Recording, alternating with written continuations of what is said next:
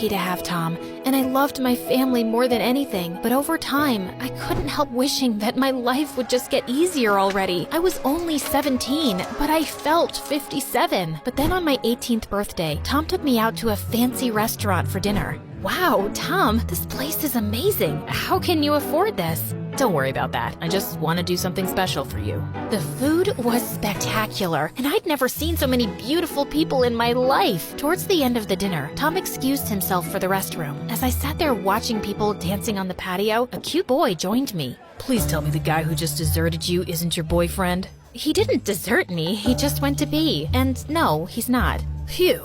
You know how long I've been holding my breath? You're kinda melodramatic, aren't you? It's endearing, isn't it? Would you like to dance? I have no idea how to do the tango.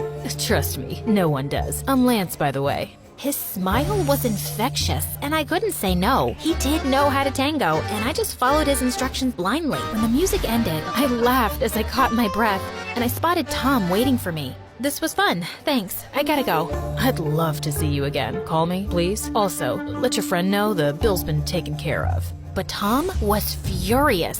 That Lance is such a jerk, throwing his money around. Who asked for his charity? I'll give him a piece of my mind. It's okay, Tom. Don't make a scene. And do you know him? Who doesn't? His dad owns half the city, and Lance is set to inherit millions. I googled Lance that night, but I didn't call him. He and I were worlds apart. Plus, I didn't have time to date. But Lance somehow tracked down my address and started sending me flowers and chocolates every day. Then one evening, Mom had a relapse and she was back in the hospital, but the doctors just couldn't figure out the problem this time. After several sleepless nights, I walked out of the hospital for some air and ran straight into Lance. You weren't answering my calls and you weren't home. I'm sorry. I had someone track you down because I was just worried. Suddenly, I just broke down and told him everything about Mom's illness. Lance made a few phone calls and then said my mom was being transferred to a private hospital. What? We can't afford that. But I can. Your mom will be examined by the best doctors who will figure out her treatment. Don't you want that? Of course I do, but how can I accept this?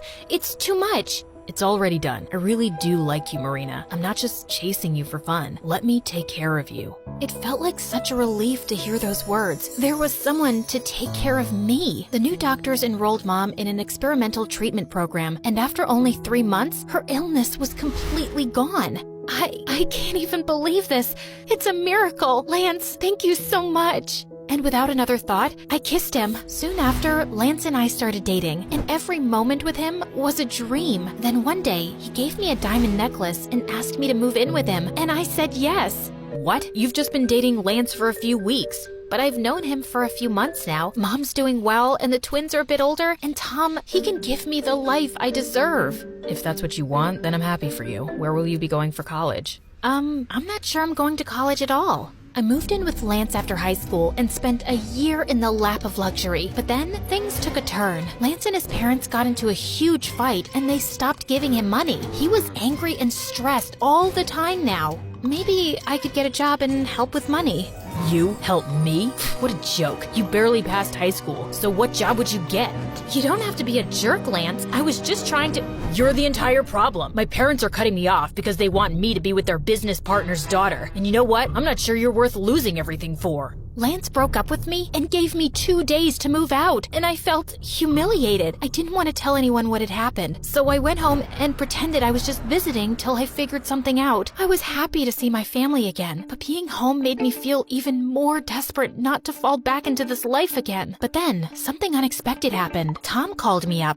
Marina, I need your help. I'm a finalist for this prestigious science scholarship, and I have to give a speech at a gala. That's fantastic. It's gonna be a disaster. I hate fancy parties, and I suck at speeches. Please, come with me. I agreed to go, and even helped him pick out a nice suit and practice his speech. On the night of the gala, he looked really good. But the moment we walked into the building, I knew I'd hit the jackpot. This place was full of rich men. Tom and I were seated next to a business tycoon who donated millions to universities every year. Yeah, he was 15 years older than me, but I didn't care. A couple of weeks later, Tom invited me for dinner to celebrate his scholarship win. Thanks for coming to the gala. I couldn't have done it without you. You didn't need me at all. You're amazing, Tom, and you deserve a lot more than you think you do. Are you okay? Your eye is twitching a lot. Marina, I'm in love with you. Tom, please don't say more. No, I have to say it now. I've loved you since the 8th grade. You just never seemed to take the hint, and